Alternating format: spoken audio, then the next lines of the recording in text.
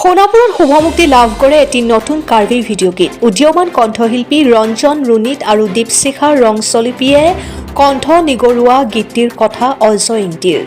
গীতটি সংগীতেৰে সজাইছে ৰাকেশ বাৰুৱে। ৰঙালী বিহুৰ প্ৰাক্ষণত মুক্তি লাভ কৰা গীতটিৰ ভিডিঅ' পৰিচালনা নৃত্যশিল্পী তথা প্ৰশিক্ষক জিতুল টিমুঙৰ। গীতটিৰ মুখ্য চৰিত্ৰত অভিনয় কৰিছে ক্ৰমে সন্তোষ তেৰণ আৰু জোনমণি ৰংপিপিয়ে।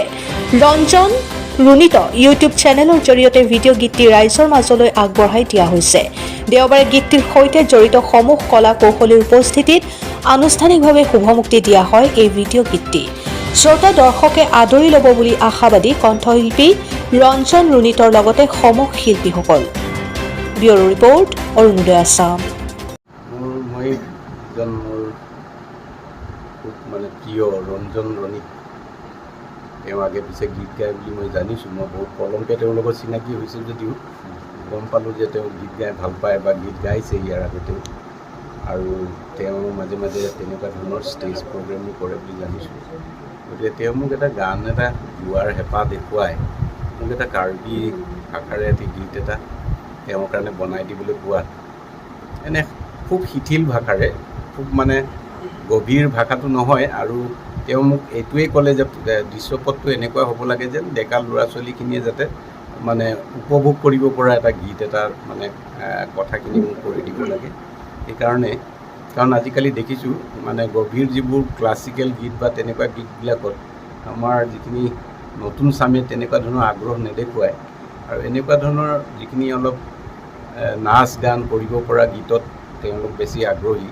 সেইকাৰণে তেনেকুৱা ধৰণৰে এটা গীত মই তেওঁলোকক, গীতটোৰ অৰ্থ তেনেকুৱাই এজন আমাৰ ধৰক অকণমান চহৰীয়া ল'ৰা এটাই অলপ পাহাৰৰ ছোৱালী এজনীৰ গুণত গুণমুগ্ধ হৈ পেলাই তাইক বিভিন্ন ধৰণৰ জোকোৱাৰ চলেৰে গীত গাইছে, আৰু গাই পেলাই আৰু ছোৱালীজনীয়ে কিন্তু তেনেকৈ অকণমান ঠিক গানটোৰ কথাখিনিৰ যিখিনি তেওঁ কোৱা হৈছে সেই কথাখিনিত তেওঁ অকণমান লাজ পাইছে বা তেনেকুৱা ধৰণৰ অকণমান নিজকে অপ্ৰস্তুত হৈছে, আৰু তেওঁ সেইকাৰণে কৈছে যে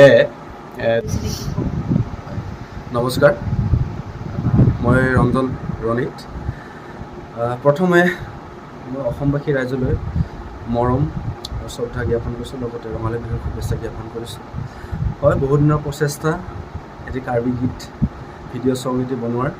আজি সেই ভিডিঅ' গীতটি আপোনালোকৰ চেনেলৰ যোগেৰে মই ৰিলিজ দিবলৈ সক্ষম হৈছোঁ, আৰু এই গীতটিত প্ৰথমে লিৰিক্স হিচাপে আমাৰ গাঁৱৰে মোৰ খুব আন্তৰিকতাৰ মৰমৰ অজয় ইংতিদেৱ তেখেতে গানটি লিখিছিলে, আৰু মই তাত কণ্ঠদান কৰিছোঁ, আৰু মোৰ লগতে দীপশিখা ৰংচালপি তেওঁ কণ্ঠদান কৰিছিলে, আৰু গানটো মিউজিক কৰিছে ৰাকেশ বাৰু, মোৰ দাদা হয় তেখেত, আৰু মিক্সিংখিনি গোটেইখিনি তেখেতে কৰি দিছে। তাৰ লগতে আৰু এই ভিডিঅ'টিত মোৰ বন্ধু সন্তোষ তেৰণ তেওঁ মেইন লিডত আছিলে, আৰু জোনমণি ৰংপি তাই কৰিছিলে মেইন লিডত, আৰু এই ভিডিঅ'টিত ডাইৰেকশ্যন কৰিছে আমাৰ মৰমৰ জিতুল